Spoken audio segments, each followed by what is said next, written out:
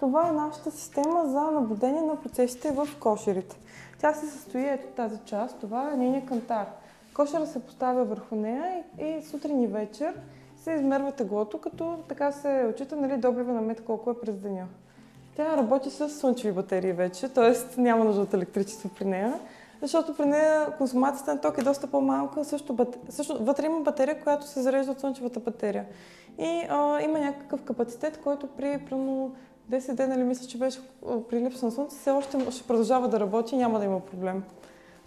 Това е нейния, всъщност тя се състои от две части. Кантар се поставя на земята, отгоре се поставя кошера, мери се теглото сутрин и вечер, а това е брояча, който се поставя на прелката на кошера.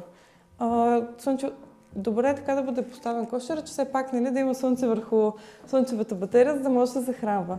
И всъщност втората функция на нашата система е тук, те в момента не се виждат, трябва да се доближи доста. Вътре има дупчици, които всъщност пчелите влизат през тях.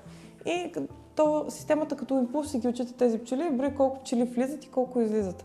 Тоест, ако много пчели излизат и не се връщат, тя системата веднага отчита. И по този начин се знае, че има проблем.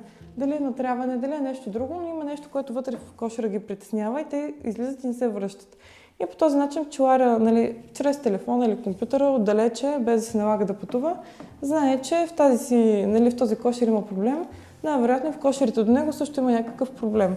И отива и проверява. Докато, примерно, особено ако някой има няколко пчели, е доста далеч от пчелина си, няма нужда всеки ден да ходи да проверява и така може отдалече да знае състоянието на кошера, който е поставен. Също, системата работи с SIM-карта, което е доста удобно, защото на самия пчели няма нужда да има няма нужда от интернет, няма нищо друго.